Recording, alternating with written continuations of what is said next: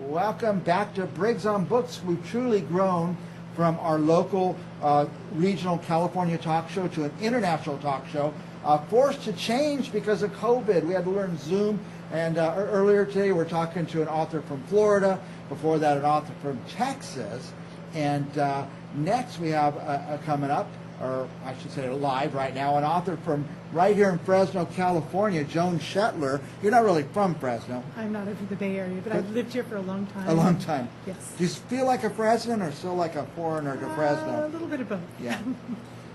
You have an interesting topic, a topic that's interesting to a lot of people here in Fresno. We have a very large Armenian community here. Right. And you're writing about the period. Well, you tell us. Okay. So I'm writing a book called The Honey Jar, An Armenian's Escape to Freedom, and is set in 1920. It was inspired by Kalem Kazarian telling me his grandfather's story. And when he told me his story, halfway through the telling, That's Caleb, by I the thought, way, right? that's Kalem. Mhm. Okay. Halfway through the story, I thought I really would like to write this story. So I listened to the rest of it and was assured that I was. So Kalem and I talked a lot, and the Honey Jar is now out. The words that, and I started the book with this, that really inspired me were, I gave my sister away, she was 2, I was not yet 9. I mean, that is so strong and powerful. It's something we can't even imagine that somebody would be in that situation, that they would do that. When I read that this morning through a message you sent me in my hair, and I always get just a little touch of like, all these things go through your mind very quickly. And it makes you want to read on, no doubt. Good, that's the idea. Yeah, yeah. So what can you tell us without a spoiler? Where does the book go and where does it end up? It starts out in Armenia. It's toward the end of the Armenian genocide. It's in a town called Kars. And the really wonderful thing about writing something like this is that there's so much that I learned. I had to learn about Armenia. I had to learn about the town they were in, the castle there, the family, why they had to leave, and what the circumstances were. And by the way, So- besides the story that was told to you by your friend, did you have to do a lot of research? Right. A lot of A research. lot of yeah. research in magazines, books, a lot of conversations with people, because I needed to know what life was like then. What kinds of foods did they eat? What traditions did they have? Why did they have to leave? What was going on at that time period? So all of those things, what they wore, and then from there, there was sort of that curiosity piece. But then it led into the creative part, where now I have the story, and what am I going to do? How am I going to create the characters? So the creative part, I really had to step into the lives of the people. What would it be like for a mother who had to send their children off?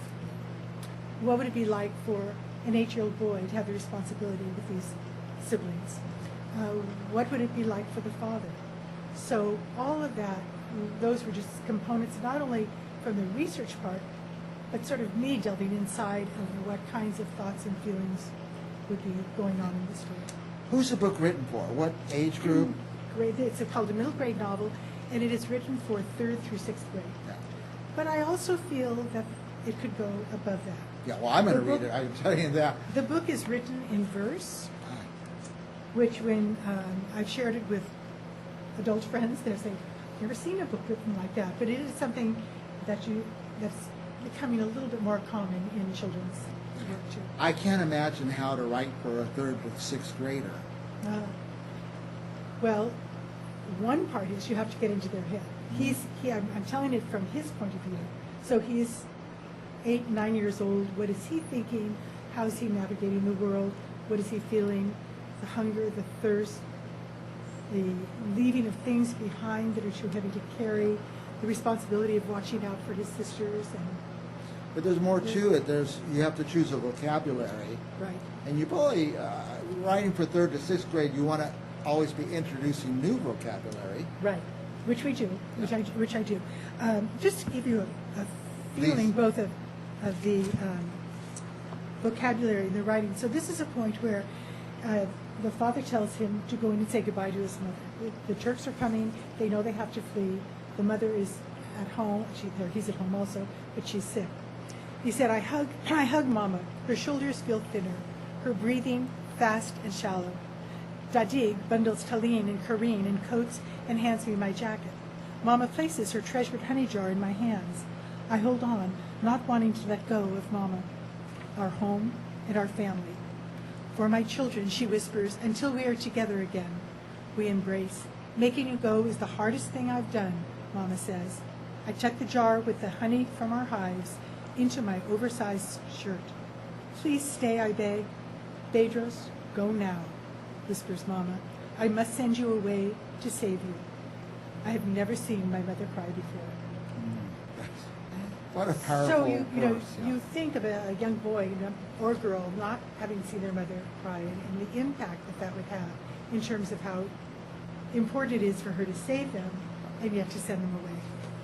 By the way, Joan, this is not your first book. Tell us about your other books. I have 3 other picture books. One is Good Fortune in the Wrapping Cloth, set in Korea in the 1700s, about a young girl whose mother has been chosen to sew bojagis, which are Korean wrapping cloths, for the king, and she wants to learn how to do it well enough to go. And that received the Asian American Pacific Award for that year. Again, an incredible amount of research. Yes. In fact, the illustrator, so when you write a picture book, the illustrator and author do not talk, because it's honoring their artistic creativity and license. But the first thing that Jessica said to me is, are you a Korean scholar? And I said, not at all. Not yet. I said, why? And she said, because you really made me do my homework. And I really didn't. I did. And she did a wonderful job. And then the second one is Ruth Asawa's Sculpting Life, about an Asian American artist from San Francisco who's known for world-known wire sculptures and work with play and education and an art activist. And then the third one is it's called Home for George, and that is set right here. It's George in Valley Children's. How did he first come to Valley Children's Hospital? And from there, we now have a number of authors who are writing lots of stories about George in different parts of the valley. Oh, that's nice. That's nice. Joan, we're running out of time, but I just like Joan Schoettler.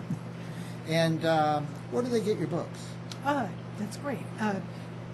Locally, at Petunia's Place, which is an independent Petunia's children's Place, bookstore, Barnes & Noble. You can also get it online with Amazon or an independent bookseller. This is my favorite picture. I hear you at a signing or at a convention. Or... Right. This was the in Chicago in June. Oh, I was nice. invited to go to the American Library Association and sign there. Would your books be on wonderful. Amazon or anything like Yes. that? Yeah. All the places. All the that places, you yes. find books. Yes, anywhere you I can like to find go, if the book's in a local shop, I like to go there. Yes. I love to go to local bookshops. I especially like to go when the author's there, meet the author, get the book autographed. What else? Well, if you buy the book at Petunia's, just say you'd like me to sign it, and I'll We'll sign get it in it a couple done. days. Yeah. Sure. We're about out of time, but what else do you want our viewers to know? So when I was doing the research, I came upon a quote.